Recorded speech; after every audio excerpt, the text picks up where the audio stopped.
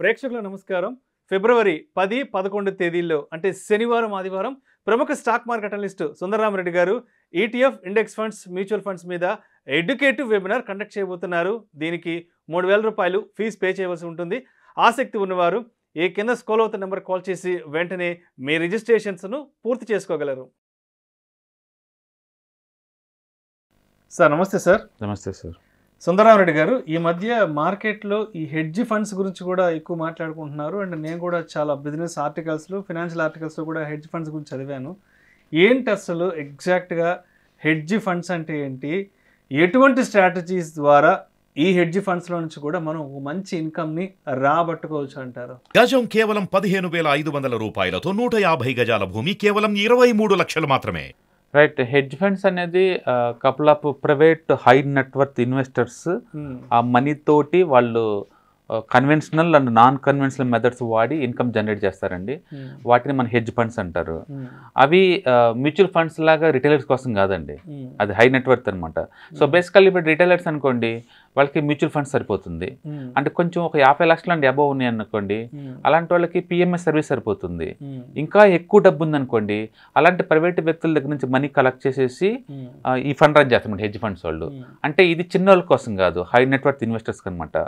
వాళ్ళు మిగతా వాటితో పోల్చుకున్నప్పుడు ఏంటంటే కన్వెన్షనల్ వేలో, అన్కన్వెన్షనల్ వేలో ఇన్కమ్ సంపాదిస్తుంటారు. For example mutual funds market పడుతుంటే ఏం చేయలేరు వాళ్ళు. అదే హెడ్జ్ ఫండ్స్ మార్కెట్ కింద పడుతుంటే షార్ట్ కూడా డబ్బులు సంపాదిస్తారు. వాళ్ళు ట్రెడిషనల్ పద్ధతుల్లో వాడాలి రూల్ ఏం లేదనమాట. అందుకని వాళ్ళు ఫీచర్స్, ఆప్షన్స్ అన్నీ వాడుతుంటారు. అండ్ మ్యూచువల్ ఫండ్స్ వీటన్నిటిని గవర్నమెంట్ కంట్రోల్ చేస్తూ ఉంటుంది, అంటే ట్యాక్స్ ఎఫిషియన్సీగా ఉంటుంది. హెడ్జ్ ఫండ్స్ని కంట్రోల్ చాలా తక్కువ అండి. వాళ్ళు ఓన్గా అన్ని రకాల స్ట్రాటజీలు వాడుతుంటారు కాబట్టి వాటి మీద కంట్రోల్ చాలా తక్కువ. మ్యూచువల్ ఫండ్స్లో ఏంటంటే డేటా బయట ఈజీ దొరుకుతుంది మంత్లీ, వాళ్ళు ఎక్కడెక్కడ పెడుతున్నారు, ఎక్కడెక్కడ తీస్తున్నారు మన క్లారిటీ ఉంటుంది. హెడ్జ్ ఫండ్స్ చాలా సీక్రెట్గా మెయింటైన్ చేస్తారండి, వాళ్ళు ఓపెన్ చేయాల్సిన అవసరం వాళ్ళకి లేదు, అందుకని మనకి ఆ డేటా దొరకదు. మ్యూచువల్ ఫండ్స్ ఏంటంటే మనకి తక్కువ ఎక్స్పెన్స్ రేస్గా దొరుకుతుంది, 0.5 అట్లా. హెడ్జ్ ఫండ్స్ చాలా ఎక్కువ తీసుకుంటారు, ఎందుకంటే వాళ్ళు మార్కెట్తో పోల్చుకుంటే ఎక్కువ రేట్ ఆఫ్ రిటర్న్ జనరేట్ చేస్తారు కాబట్టి వాళ్ళు ఎక్కువ ఛార్జ్ చేస్తారనమాట. అందుకని వాళ్ళు డిఫరెంట్ టైప్ ఆఫ్ స్ట్రాటజీలు వాడుతూ ఉంటారు మనీ జనరేషన్కి, ట్రెడిషనల్ పద్ధతిలో ఉండవు అనమాట అవి. ఈ హెడ్జ్ ఫండ్స్ వాళ్ళ స్ట్రాటజీ మొత్తాన్ని ఈవెంట్ డ్రైవన్ స్ట్రాటజీస్ అని, అండ్ రిలేటివ్ వాల్యూ స్ట్రాటజీస్ అని, అండ్ గ్లోబల్ మ్యాక్రో స్ట్రాటజీస్ అని, అండ్ ఈక్విటీ హెడ్జింగ్ స్ట్రాటజీస్ అని ఇలా 4 డివైడ్ చేసుకోవచ్చు అనమాట. అంటే ఈవెంట్ బేస్ అనుకోండి, కంపెనీ ఏదన్నా రీస్ట్రక్చరింగ్ అవుతుంది, ఆ రీస్ట్రక్చరింగ్ అవుతున్నప్పుడు ఏంటంటే వాల్యుయేషన్ ఎక్కువ తక్కువ అవుతుంటుంది కదా, ఎక్కువ వాల్యుయేషన్ దాన్ని షార్ట్ కొట్టాలు, తక్కువ వాల్యుయేషన్ దాన్ని బై చేయడం లాంటివి చేస్తూ ఉంటారు. అట్లా ఒక ఈవెంట్ మెర్జర్ అక్విజిషన్ జరుగుతున్నప్పుడు అండ్ రీస్ట్రక్చరింగ్ జరుగుతున్నప్పుడు అలాంటి టైంలో వాడి స్పెషల్ సిచ్యువేషన్ అంటారు వాటిని, అలాంటి స్ట్రాటజీలు వాడి డబ్బులు సంపాదిస్తారు ఈవెంట్ బేస్డ్ అనమాట. రెండోది రిలేటివ్ వాల్యూ స్ట్రాటజీస్, అంటే ఫిక్స్డ్ ఇన్కమ్ అండ్ ఆర్బిట్రేషన్ ద్వారా డబ్బులు సంపాదించాలు, అండ్ వాల్యుయేషన్ ఎక్కువ ఉందాన్ని షార్ట్ కొట్టి వాల్యుయేషన్ తక్కువ ఉందాన్ని బై చేస్తూ ఉంటారు సేమ్ సెక్టర్లో. ఇలాంటి స్ట్రాటజీల ద్వారా రిలేటివ్ వాల్యూ స్ట్రాటజీలు ఫాలో అవుతుంటారు. అలాగే గ్లోబల్ మ్యాక్రో స్ట్రాటజీస్ అంటే వాళ్ళు ఫారెక్స్ కావచ్చు, కమోడిటీ కావచ్చు, ఈక్విటీ కావచ్చు, ఈక్విటీ డెరివేటివ్ కావచ్చు, ఎక్కడైతే వాల్యూ క్రియేట్ అవుతుందో, ఎక్కడైతే తక్కువ వస్తుందో దాన్ని ఎన్కాష్ చేసుకుంటూ ఎక్కువ సార్లు షార్ట్ కొడతా ఉంటారు. అలాగే ఈక్విటీ హెడ్జింగ్ స్ట్రాటజీస్, వాళ్ళు నిరంతరం హెడ్జ్ చేస్తూ ఉంటారు. అంటే ఈక్విటీ కొని OTM షార్ట్ కొట్టాలు, ఈక్విటీ కొని కింద పుట్టిన బై చేయటాలు, లేదా పుట్టిన షార్ట్ కొట్టి మార్కెట్ పడ్డప్పుడు ఈక్విటీని కొంటాలు, ఇలా డిఫరెంట్ ప్రొడక్ట్స్ కాంబినేషన్ తోటి మార్కెట్తో పోల్చుకుంటే ఎక్కువ డబ్బులు సంపాదిస్తారు వాళ్ళు. అంటే బేసికల్గా ఒక్క చోట ఇన్వెస్ట్ చేసేసి మల్టిపుల్ ఇన్కమ్ జనరేట్ చేస్తారు, వాళ్ళని హెడ్జ్ ఫండ్ అనొచ్చు. అంటే వరల్డ్ వైడ్గా ఇవన్నీ అమెరికా సెంట్రిక్ అండి చాలా వరకు హెడ్జ్ ఫండ్స్, ఇండియాలో చాలా తక్కువ. అండ్ మోర్ ఓవర్ ఇది హై ప్రొఫైల్స్ అనమాట, ఇది హై నెట్వర్క్ వాళ్ళకి. కాబట్టి చిన్న better to stay this kind of funds అనమాట, వాళ్ళకి అంత ఎలిజిబిలిటీ కూడా ఉండదు.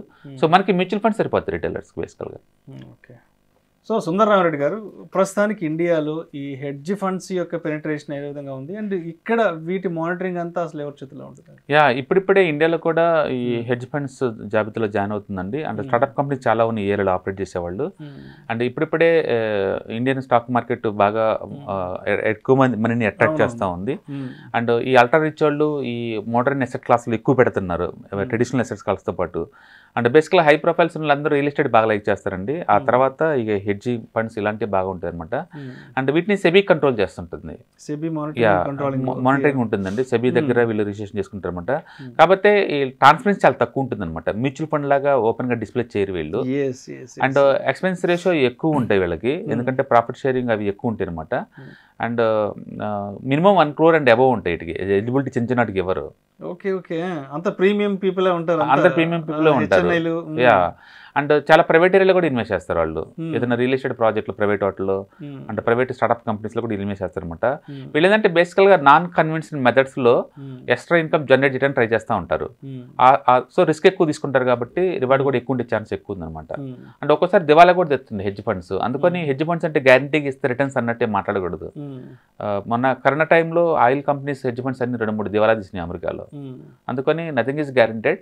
బట్ ఎక్కువ నెట్వర్క్ ఉన్న వాళ్ళు ఏంటంటే కొంచెం ఎక్కువ రేట్ ఆఫ్ రిటర్న్ కోసం ఈ మెథడ్స్ వాడుతూ ఉంటారు అనమాట.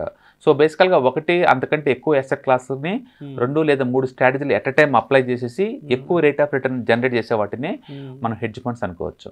సో ఇండియాలో ఇప్పుడు బూమ్ టైం అండి. అండ్ ఆల్మోస్ట్ ఆల్ బ్రోకర్స్ దగ్గర కూడా ఈ హెడ్జ్ ఫండ్స్ డివిజన్స్ ఉన్నాయి. Right, thank you so much sir.